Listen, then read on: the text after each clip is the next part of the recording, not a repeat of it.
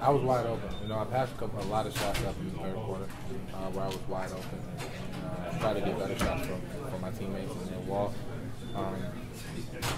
grabbed me to the bench and he was like, just shoot the ball. That's what players do. When you're wide open, shoot the ball. We believe in you. Every shot that you take, we have confidence in you. Now you have to have confidence in yourself to shoot it. And I heard that. Obviously, my confidence went through it. Especially coming from a coach and shoot the ball. You kind of automatically shoot it when they play down. Celtics win this one 101-97. This is the Garden Report on Celtics blog and CLNS Radio.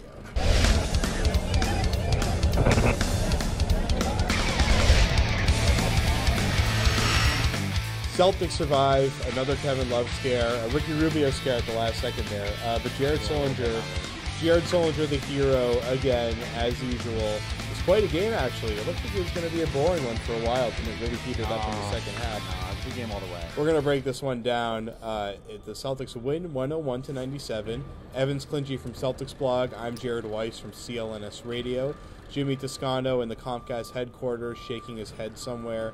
But first, let's talk about Jared Sullinger. He hit the big three at the end.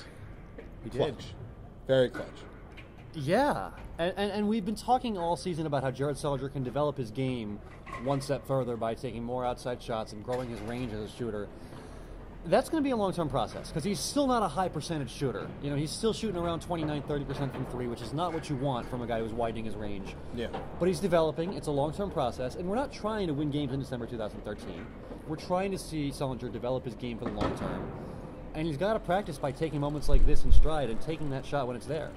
He's not going to hit every time, but he hit it tonight, and it was a big shot for him, and it won them a game, and that'll be a learning experience for him going forward. Well, we asked Brad Stevens about that shot. Let's take a look at what he said.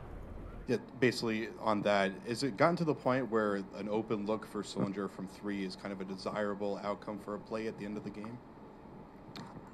What's he shooting from three on the season? I don't even know. Mid-30s? Absolutely. Yep.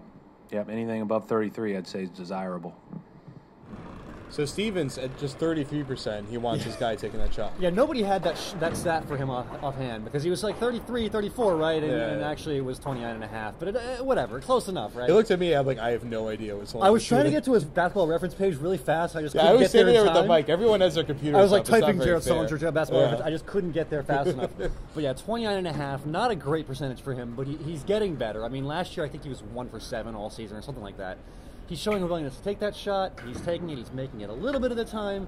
He's going to get better. It's a long-term process. We're like 1.5 months into his development as a shooter. He's got a long way to go. He's showing a willingness to improve, so that's great. Well, the Kevin Love comparisons were nonstop all night. Right. He tried to kind of shoot them down before the game, yet everybody kept going back to them after the game. And that's Brad Stevens' fault, because Brad's been talking about that. But he kind of played like Kevin Love tonight. And he went head up against him, and he was much more efficient. Love shot 9 for 27, I believe. 26, yeah. 9 for 26. He didn't really have that good of a game. I mean, the absolute numbers, 27 and 11, are fantastic. They're pretty much on par with what you expect from him.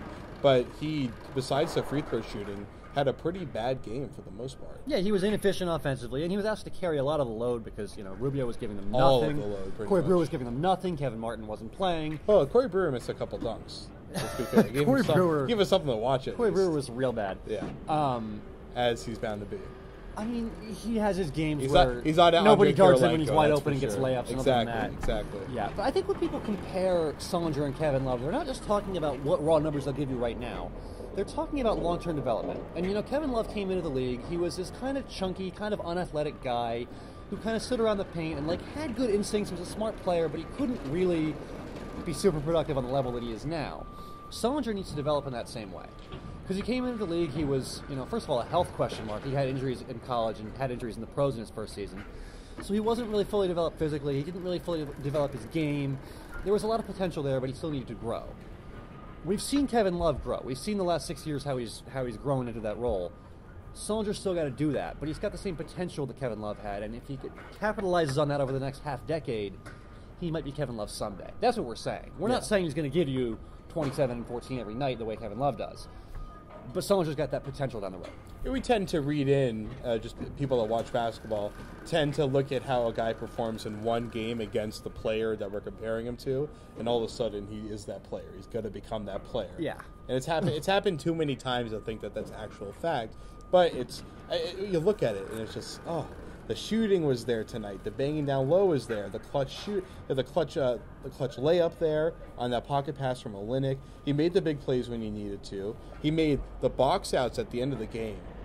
I think he had 2 on Pekovic there to steal the rebound. And that's what won them the game.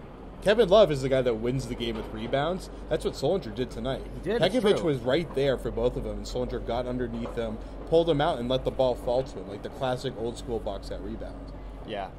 Another strength that Kevin Love had is just those instincts, just the way to read where the ball's going and just get to it before anybody else. Yeah. That's another thing Sullinger's going to develop. That's something that Doc has praised Sullinger for in the past, is that he has that rebounding instinct. Yeah, and like Glenn Davis before Sullinger, he had that same instinct. Yeah. Glenn Davis is not an oversized, huge guy that can box people out, but he's got this like IQ that can read where the ball's going. Mm-hmm. Sullinger's developing that. And you add that to just his physical, just beastliness, and it's quite a combination. And he's doing that without the temper tantrums on the court. Of course. Yeah. He almost had one earlier in this game, and he was going to throw the ball into the stands when he got called for a foul, but he placed it down on the ground gently and walked away.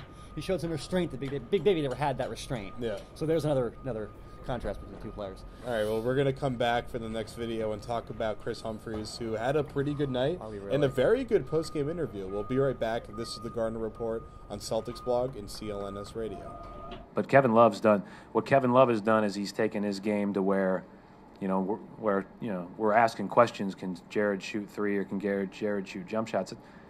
He's taken that, and now he's an elite shooter too. So, that's where I think Jared's a really good shooter, but I think he can just get better and better.